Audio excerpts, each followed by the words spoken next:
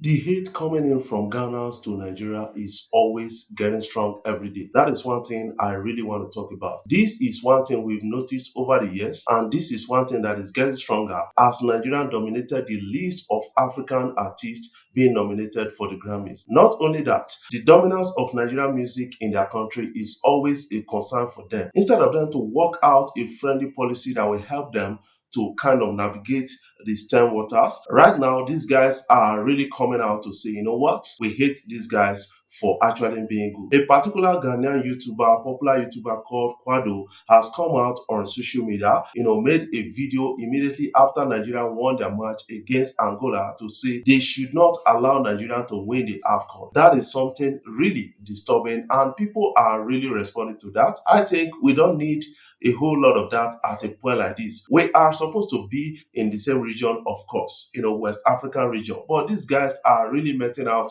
hate against Nigeria. What did we ever do to them? Is it because we are better than them in everything? That is the question many people are really asking. They cannot really hide it again. In the past, they used to hide under some kind of things to actually mete out their hate against Nigeria. But right now, they are really saying it openly, and people are getting to understand them from that point of view. Congratulations to Nigerians. They are through to the semi-finals of the African Cup of Nations. Where the team they go, how they look like there?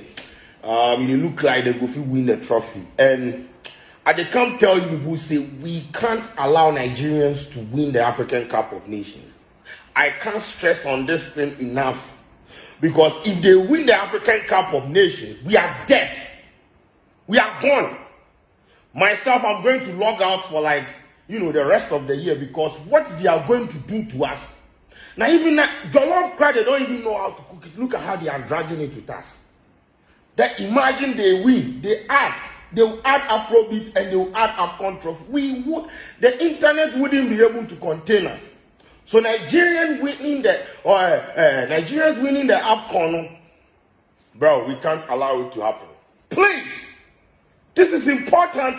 The dominance of Nigeria at the Grammys has been a concern for many Ghanaians and other African artists right now, and other African fans out there. But these guys from Ghana, they are really spelling out their hate. That is one thing I can tell from their tones. When this guy started his YouTube channel, he was really, really fair to Nigerians. But right now, this guy has become twisted ever since Nigeria dominated the list of African Grammy nominees, and that is really a concern. Right now, also, Nigeria is dominating in terms of Afrobeat, and Afrobeat has paved the way for many artists in Africa to be heard globally. And this, they cannot hide, because they came out to say they are the founders of Afrobeat, while their artists are saying, we don't do Afrobeat, we do dancehall. I think there's a conflict within Ghanaian music industry, and they need to resolve it. If they focus on making good music that transcends international boundaries, I think they will not beg people to listen to their songs. I want you to hear this. One of their personality on air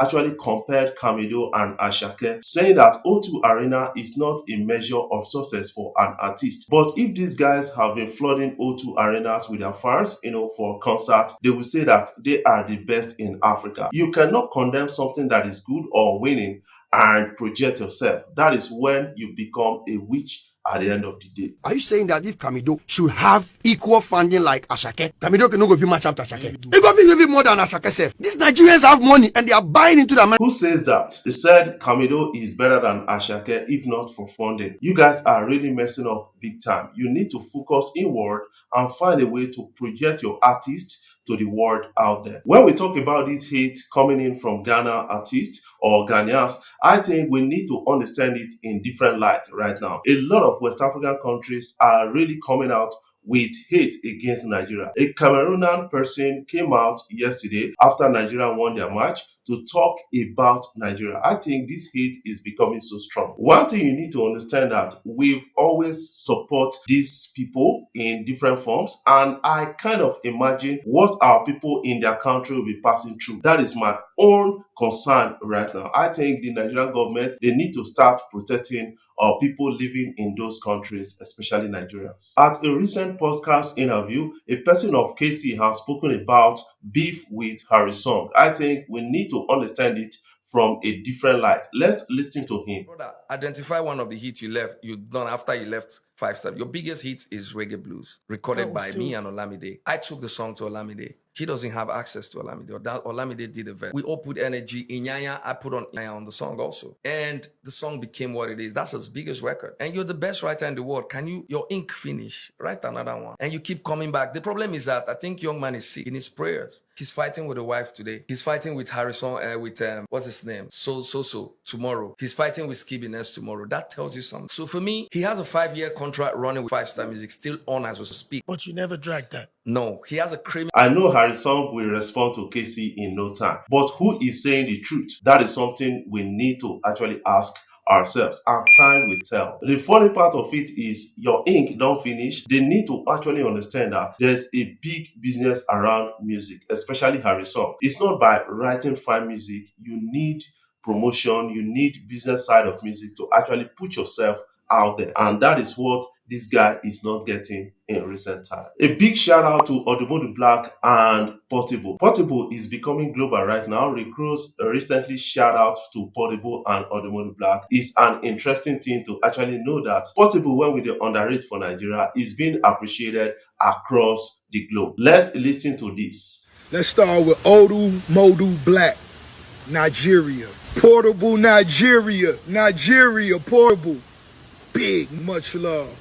On my video so far, what is your own take about the story? I want you to put that in the comment section so that we can talk about it further. Before I jump off, I want to say thank you guys for watching our videos, and thank you for the love so far. If you are new here, you can click the subscribe button below and the bell notification icon to always get notifications each time we upload our videos. US Bureau of Prisons to probe a viral feast video of Hushpuppi claiming that he's celebrating Tunde Ednut on his birthday. That is what is trending now on social media. A lot of people are really responding to this because the video hit the social media on the days Tunde Ednut was being celebrated across the globe. Right now, some people are beginning to understand that there are some people making out this video just to credit Hushpuppi to an extent. The Bureau of Prisons in US is saying that they are going to investigate such video. They believe that such thing never happened at their facilities. Hushpuppi is serving 11 years jail term at Fort Dix facility in US, and a lot of people can really understand that because he was indicted in a criminal case and one of the biggest fraud scam in the world. And a lot of people are saying that can Hushpuppi still be celebrating while he is actually serving 11 years jail term? That is the question being raised right now. In the past, Hushpuppi used to be one of the biggest celebrity on social media based on his designer's choice and the rest.